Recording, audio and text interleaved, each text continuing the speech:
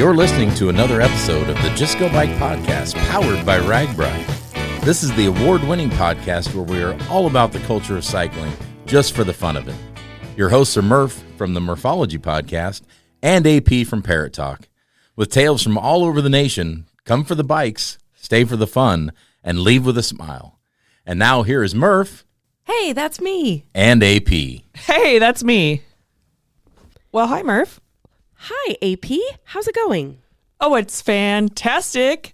Yeah? Just another great day to work for RAGBRAI. We are preparing for the 2025 route inspection ride. Yeah. And if you're listening to this episode at the end of May 2025, then stay tuned because next week we are going to have episodes every single day of the route inspection ride, telling you all about our adventures, what you can expect to find along the way, who we met, and all sorts of different cool content from the pre-ride. Yes, and we'll be interviewing other riders and maybe even some community members. So, Yeah. Like AP said, if you're listening to this at the end of May, set your alarm so you can tune in daily. And if you're listening to this episode sometime in June, we'll go back and listen to all of our pre-ride episodes. Yeah, that was a series that we won an award for last year from Yes. the Iowa Podcast Awards. So Yes. we have a lot to live up to. So we're going to be giving it our all. Okay, so AP, I have a little story for you. Okay. Today's episode is on mental training. And one of the tips that Amy shares with us is visualization. Okay. And so you may or may not remember, but I used to do sprint triathlons, which are kind of the shortest version of a triathlon, where you swim maybe 500, 800 yards, then you bike for maybe 12 to 15 miles, and then you run a 5K. And so as I was training, I did this twice. I would do like major visualization where I would like lay in a quiet space with my eyes closed, and I would do the entire race in my head. Oh. Including I would time it. So I would be like, all right, I jump off the bike and I put my shoes on and I get ready, put my hat on, and it takes me this many seconds to do that. And then I'm out on the race course. But here's the crazy thing. I researched ahead of time what I wanted to do for a time. And then I wrote it down, like I split, here's how long I'll be in the water. Here's how long it'll take me to change into my bike stuff, each little section. And I wrote it down. And you're not going to believe this, or maybe you will believe this, but I did this twice where I did major visualizations. I wrote everything down and I came within a second of the time I wrote down. Wow. Times. Both times. Wow. That's cool. Yeah. Yeah. Yeah. So I'm trying to figure out, do I need to do visualization more in life? Well, it sounds like the answer is yes. Yeah. So do you ever do that? Like visualize things before they happen? No, not really. But maybe I'll start visualizing all the pie I'm going to eat on the route inspection. I really try to time it and, get into every moment. No, I just don't do that many like competitive events. Yeah. But it does sound like it could be worthwhile. I'm excited to hear this episode and see all the different things. I definitely know how impactful that visualization and mental attitude can be when you're on the bike for a long distance. Yeah. I know that for a lot of people, their day is made or broken by their attitude on the bike. Yeah. So I know how important it is. But yeah, I can't wait to hear all about it. And I think right now you should write down a number of pieces of pie you're going to eat and like tuck it away somewhere. And then we'll recap at the end of the week and we'll see if it came true. All right. I just wrote it down. We'll see. Okay. So anyway, today's topic is, as I said, mental training. And I'm going to talk to Amy Oliphant from Transcend Mental Training, which is an actual website. It's an actual company. You can go to transcendmentaltraining.com. You can be coached by her or maybe have your team be coached by her. So I found this a very, very cool interview, and hopefully you all do too. Let's hear it.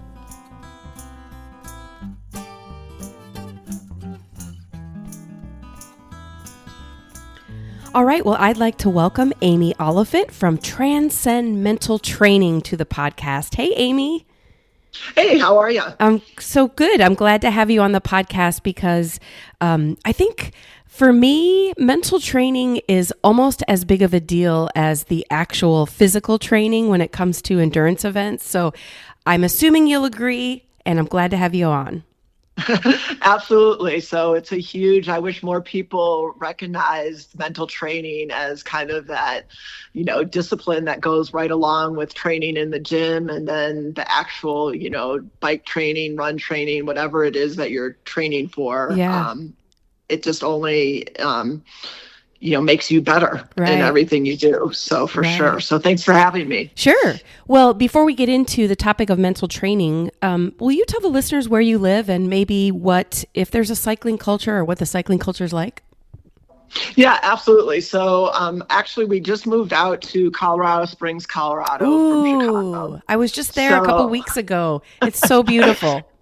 Yeah, it's awesome. I love it out here. I love being in the mountains. And I haven't gotten a whole lot of time to immerse myself into the outdoor culture, but from what I see, I know there is a strong biking culture, particularly road bike, gravel bike, mountain bike. I think anything that has two wheels, it seems to be very popular out here.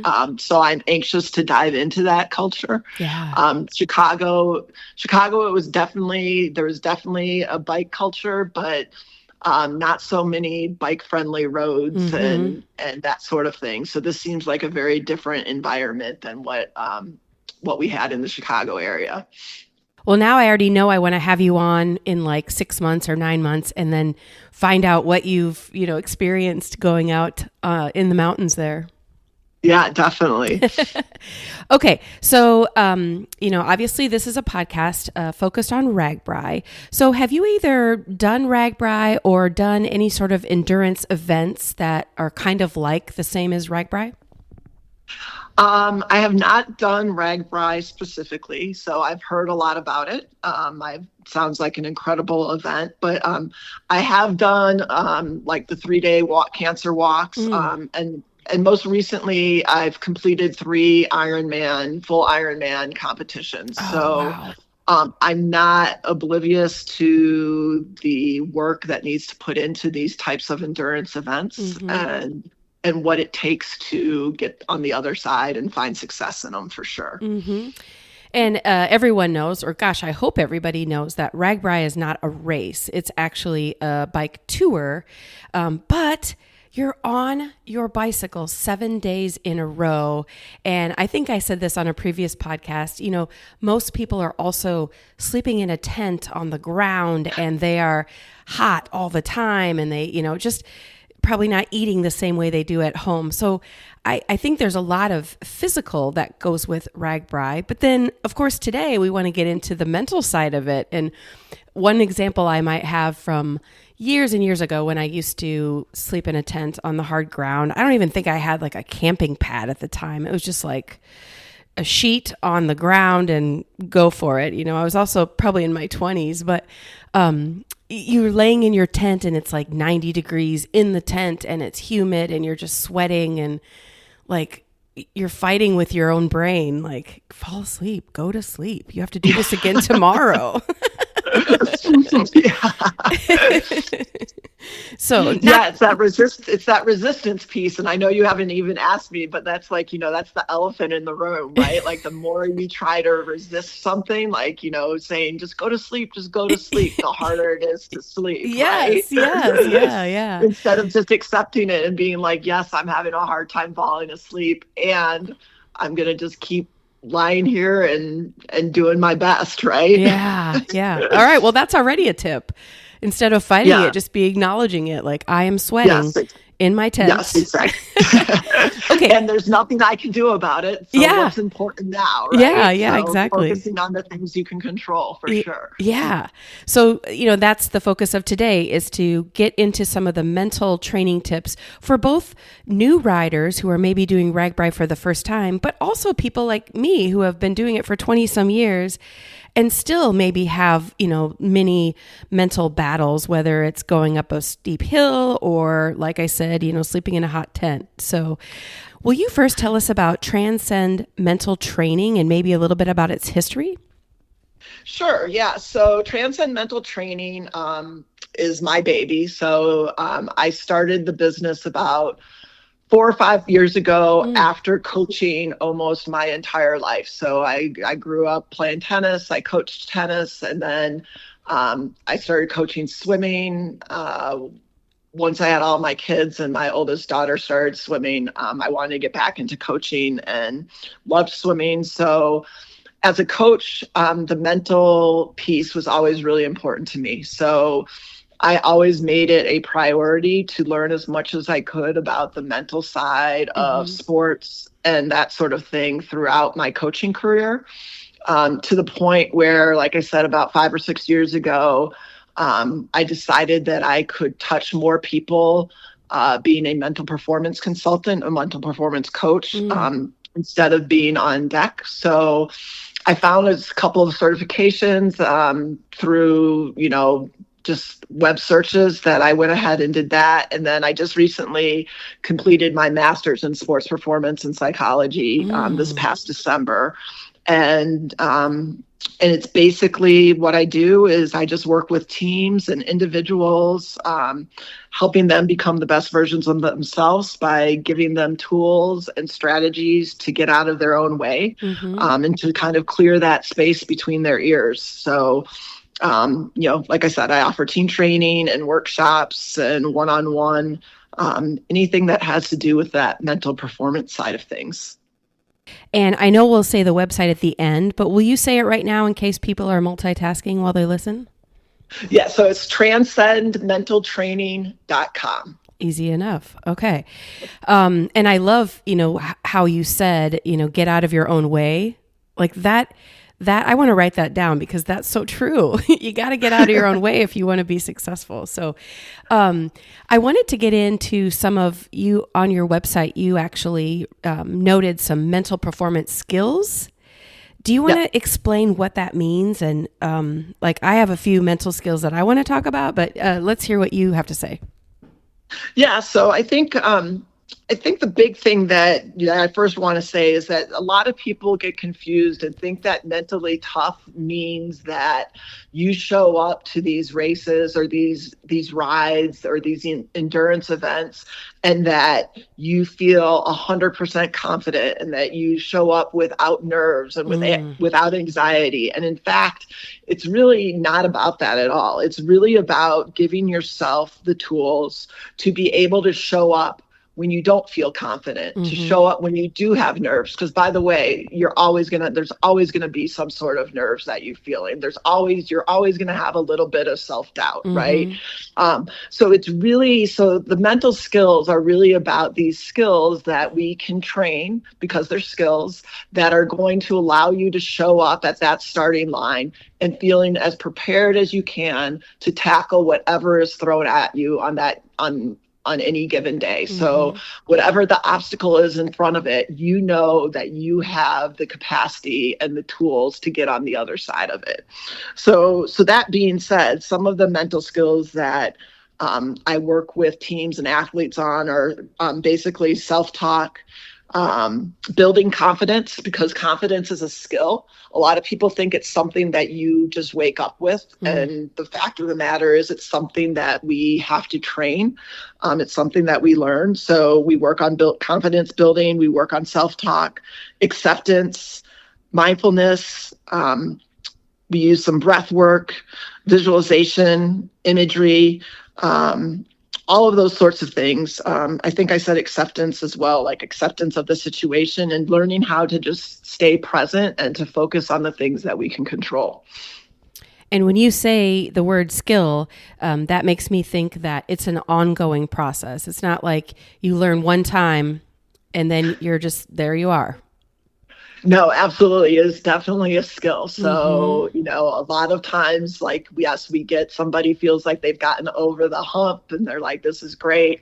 And then I hear from them 3 months later and we're back in the same starting place. So it really is something that we have to be intentional about every day. And we have to continue continue to work on it, because the fact of the matter is, I'm guessing that we'll talk about self-talk in a little bit, but the fact of the matter is that we are born with a negativity bias, and we are always going to be looking for that threat, because that's what our brain's primary focus is. It's to keep us safe. It's not to focus on performance and to complete endurance events. It's really to keep us safe in whatever we do. So we have a huge bias to be looking for any threat around us, because the brain has not evolved to understand that, completing an endurance event is not a life or death situation. It's not like there's a tiger chasing us anymore, right? But it doesn't understand that. So we have to really be intentional about training it to understand that in most situations we are safe. And if we can convince the brain that we are safe, then we are going to create that space to do whatever we're doing more freely. So I'm thinking of, maybe I'll give you an example, and then I want to kind of think about what new riders might be have anxiety about right now. But like sometimes when I show up to a group ride, as everyone's kind of sizing everybody else up, you usually hear more of the negative side of things, like, oh, I haven't been training very much, or, oh, I haven't been on the bike that much, or, work has gotten in the way, I just haven't been out. Instead of saying, I'm so glad to be here, we're going to have fun, let's do this. So I guess maybe that connects with self-talk.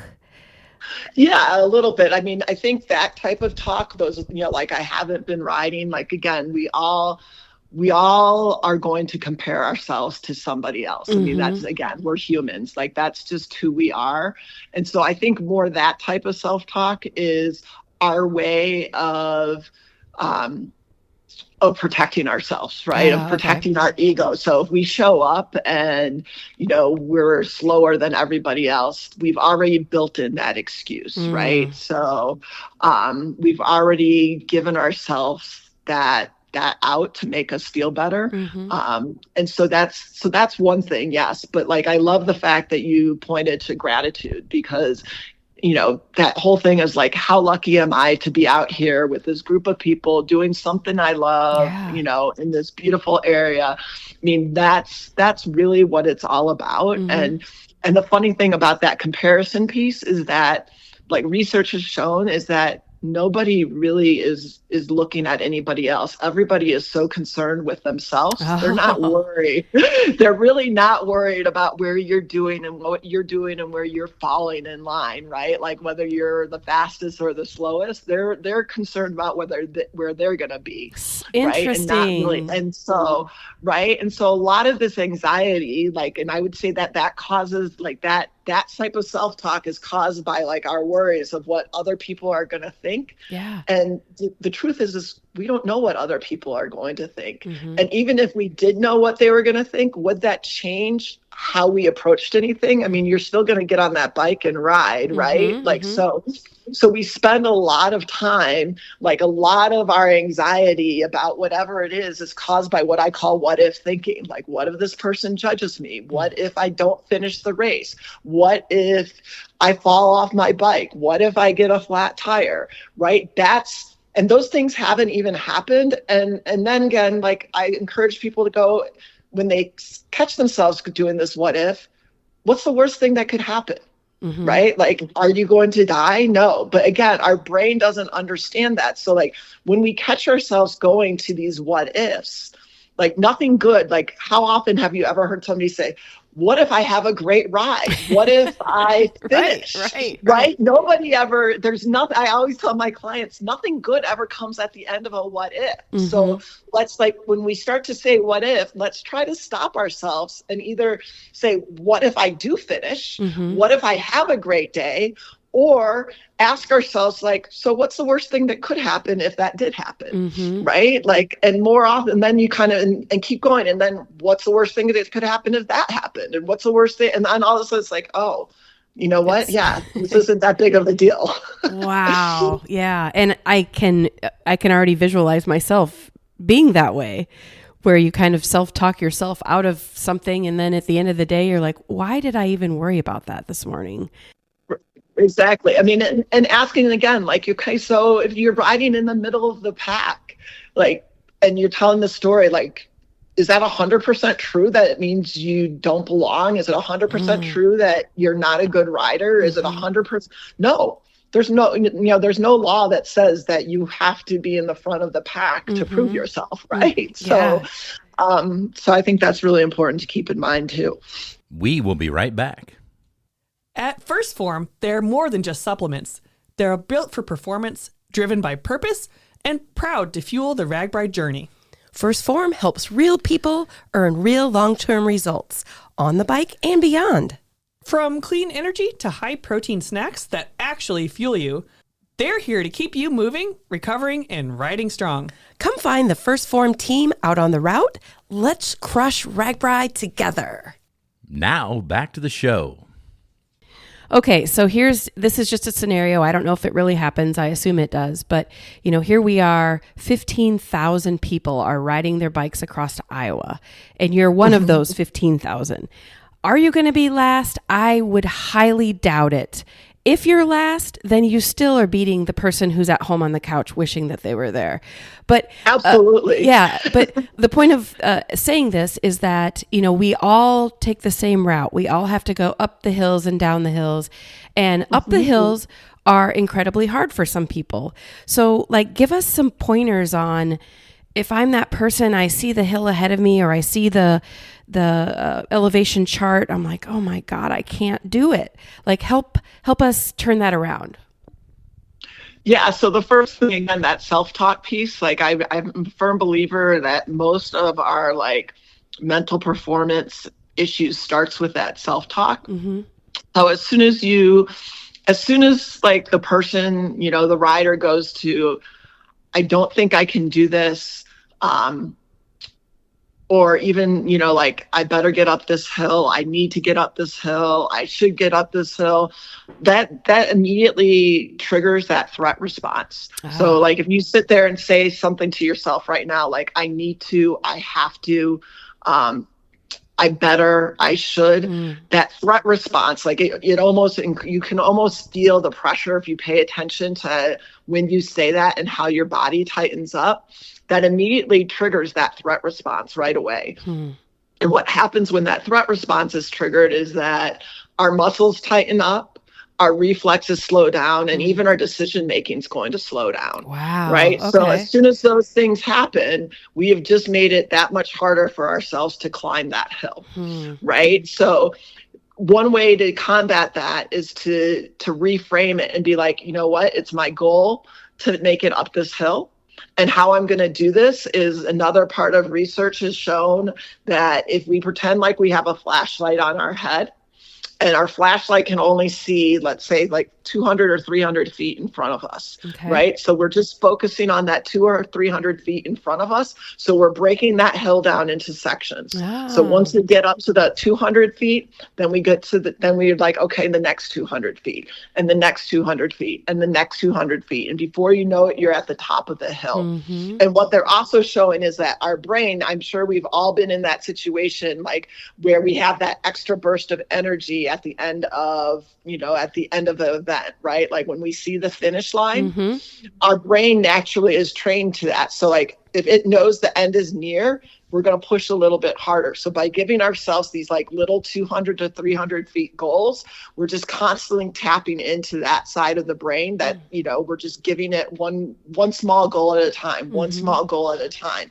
And and that will work too, whether you're on a hill or not. If you've got a long stretch of highway that, and it's hot, then just, you got to break it down into segments and little pieces rather than looking at the whole thing, and piece by piece, and then going, okay, check the box, right? It's this little checklist. All right, we got it. That builds releases a little bit of dopamine, right? Because we've made that checklist and we got a little bit more energy again. And then we do it again and again and again.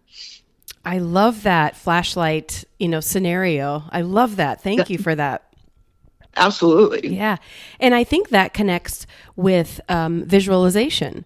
You don't literally have a flashlight on your head, but you're visualizing that you do, and you're looking at that next segment of 200 yards or, whatever you decide to do in your head. But can you explain a little bit more about what visualization is as far as athletes go?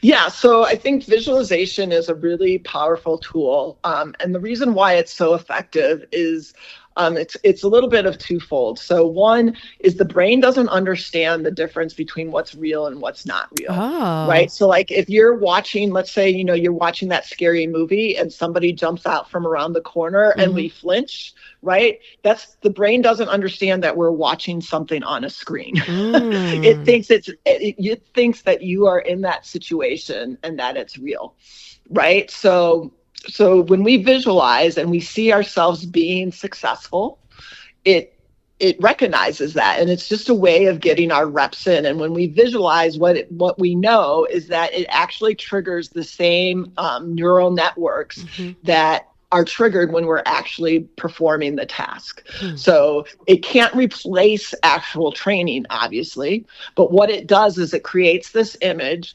And so when you're actually are riding or running or swimming or doing whatever it is, in this case, obviously riding your bike, the brain is like, oh, I've been here. I've done this before. So in a case of like climbing, I'm guessing that your riders will have like a course map. And so they'll know when the hills are coming, right? And so if they know there's a tough segment ahead of time, then they can visualize themselves riding that hill, seeing themselves getting to the top of it. And then when they actually get there, the brain is going to be like, oh, I've been here before. I can do this. Like this is that hill we've been preparing for, knowing that it doesn't know that, that you've only visualized it, right? Or you've done similar hills in training, but it's just, given this recognition, like, oh, okay, this is good. I've done this before. At the same time, you can also visualize, and people, like, I think this is just as important, is visualizing when things don't go right. Like visualizing yourself struggling up that hill and then saying to yourself, I can do this. This is just, this is hard, yes, and I'm strong enough to do this. And I'm safe and I can do this. And then seeing and feeling, like incorporating, when you visualize, the more you can incorporate all the senses, the better. So in visualizing, like getting to the top of the hill, being excited about it, but also visualizing that struggle and like that's kind of that sinking feeling. And even that, whether it's panic or that pain, that lactic acid, building up, whatever it is, feeling the struggle, and then seeing yourself saying, you know what, this is okay. Yes, I'm struggling right now, and I can do hard things, and I'm going to get on the other side of this. And then seeing yourself getting to the top of the hill despite the struggle. So again, it's just the brain recognizes, okay, we've struggled before and we can do this. Wow. So if I visualize like a pack of bears or wolves chasing me, in my mind, that's going to spark that, fight or flight, and that's not going to do me any good. I need to do more of an actual visualization of me getting to the top of the hill using my own muscles. Yes, exactly. And I think the other important thing to remember is that the brain thinks in images, right? So this is the other. So like, if you're riding along and you're like, don't fall off the bike, for example, there isn't, if I were to hand you a piece of paper and say, draw the word don't, there's not a real clear image for don't, right? Yeah.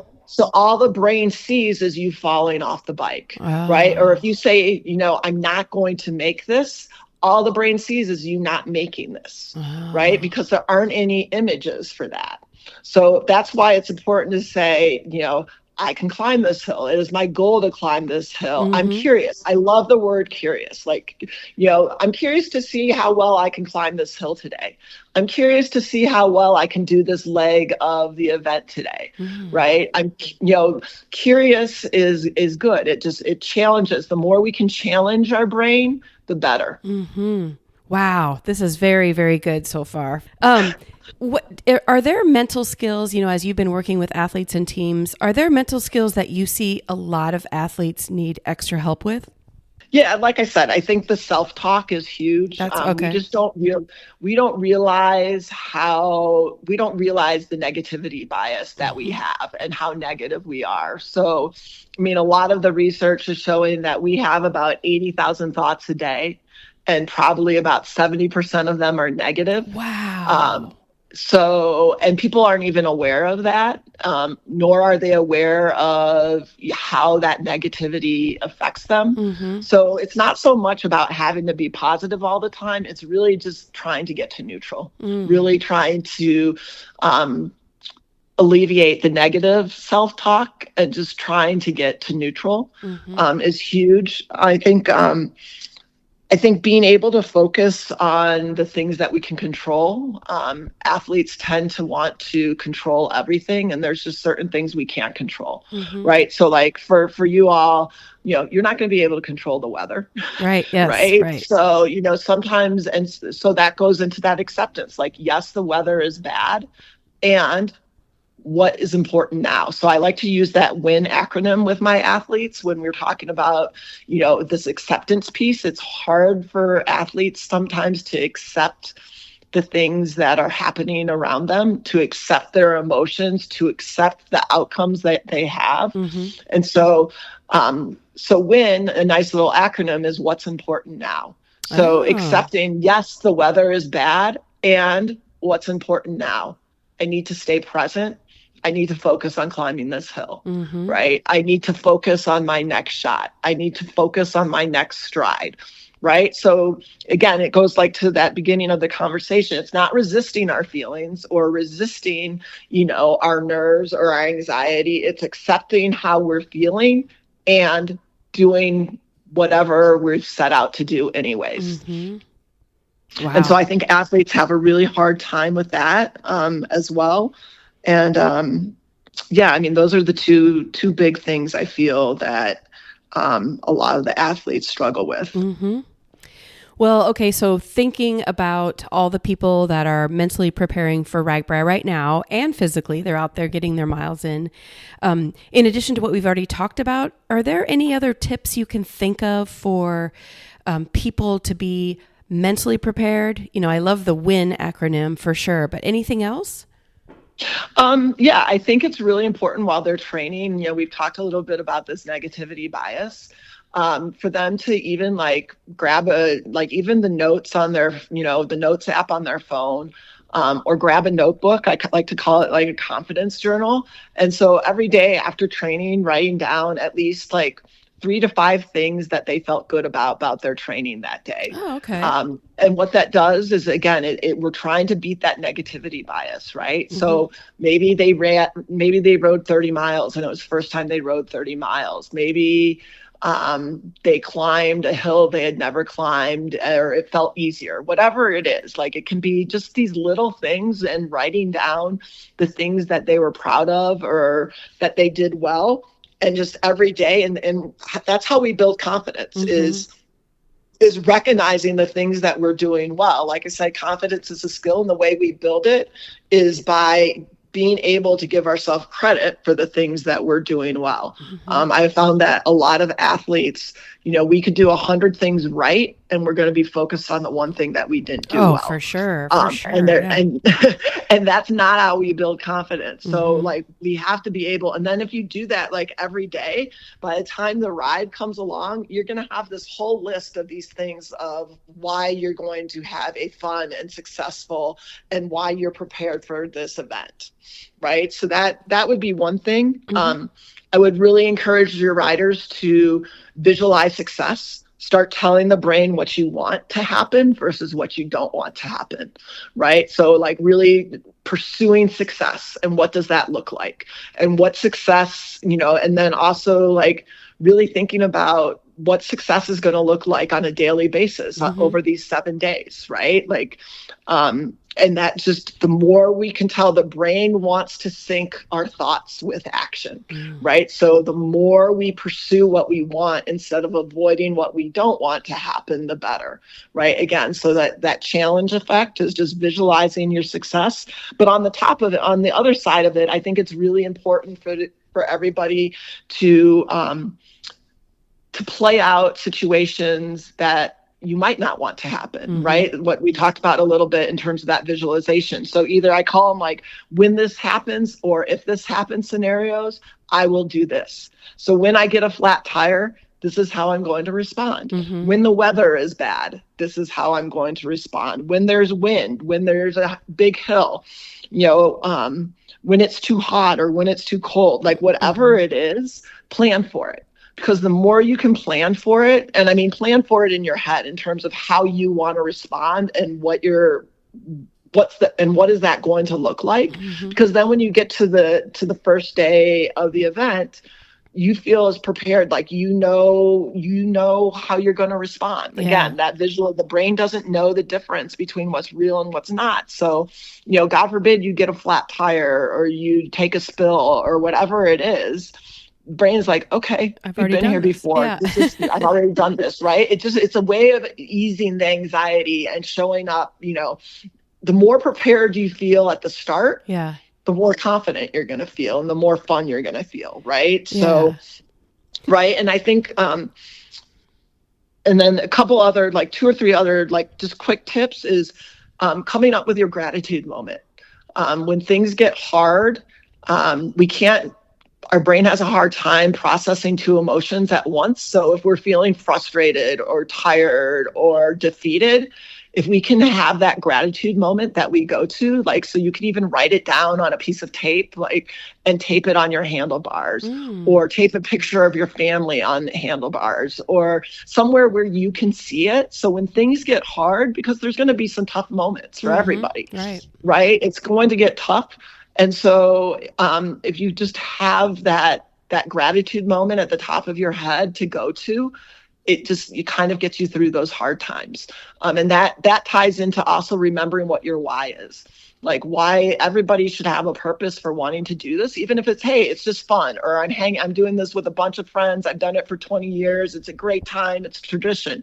Great. Maybe some people are doing it as a challenge to themselves, right? But when things get tough, if we can go back to our why, we're going to push through it a lot easier. I love that. And before we go, I want one last, go back to visualization. Do you, like in the physical world, right? So if I want to visualize, being able to go up big hills, like, am I, maybe in a quiet space, laying on the ground, eyes closed and visualizing it? Or like, what's the actual act of learning how to visualize something? Yeah. So, you can look at it 2 different ways. Yeah. I mean, you can visualize anywhere. You don't necessarily have to be laying down and closing your eyes. So like you can, a lot of people can do it with their eyes open, particularly in situations that they've done over and over before. I mean, you can be sitting in a chair, you can be sitting, wherever. But the key is like, you can either see yourself actually performing, like as if you're watching it on a screen. Okay. Right. As if you're watching yourself do it, or you can look at it through like the point of like having a GoPro on your helmet. Right. And actually feeling like actually being in the moment and doing it, if that makes sense. Right. So, and either way works. And some people go back and forth between the 2. There's no right or wrong way to do it. It takes practice though, just like everything else. Right. Yeah. So like, I would encourage if people want to visualize, I would start slow, like just, visualize a segment, visualize how you want to handle a certain situation. See yourself crossing the finish line, little things like that. And then you can like progressively get longer if you want. Okay. Awesome. But I think it's really important. One other, like just back to that visualization again, Yeah. the more you can incorporate the senses, the better. So like if you've got your bike kit, like see yourself in that bike kit, see yourself on your bike, see yourself, if it's bad weather, see the rain, try to incorporate what it might smell like, what type of energy drink you might have just taken a sip of. So the more you can incorporate those senses, the better. And it forces you to put your full focus into that visualization. So it's not like you're, also on the trainer practice, I can see where it would be challenging to start it, but once you learn the act of visualizing, that it would become easier and easier with practice. Yes, for sure. Definitely. Wow. Oh my gosh. I want to go ride RAGBRAI right now so I can implement some of these things. Well, remind us a little bit more about Transcend Mental Training. Do you have to be on a team to utilize your services? And how do you go there? How can you find out more, I guess you should say? Yeah, so I've got a website, transcendmentaltraining.com. You can also follow me on Instagram, which is at Transcend Mental Training. Yes, I work one-on-one with individuals. I do team stuff, group stuff, workshops, all sorts of things. So, if anybody's curious, give those two places a look. And I hope everybody has a great ride and the weather is great and much success for everyone. Yes, thank you. And we'll put the website and your name in our show notes. So if people maybe didn't write it down while they're listening, you can just look at our show notes and go right to the website. So, well, Amy, thank you so much for being on the podcast and sharing, the skills that you've learned and passing them on to us. We are very thankful. Thank you for having me. Good luck to everyone.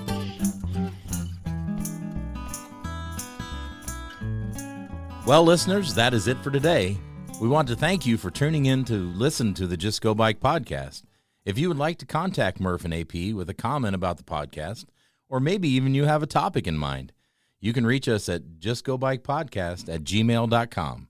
Please follow us on Instagram and Facebook and watch our intros on YouTube. And don't forget to rate, review, and subscribe to this podcast, especially if you're a fan. That is going to do it for this week. Until next time, Just go bike.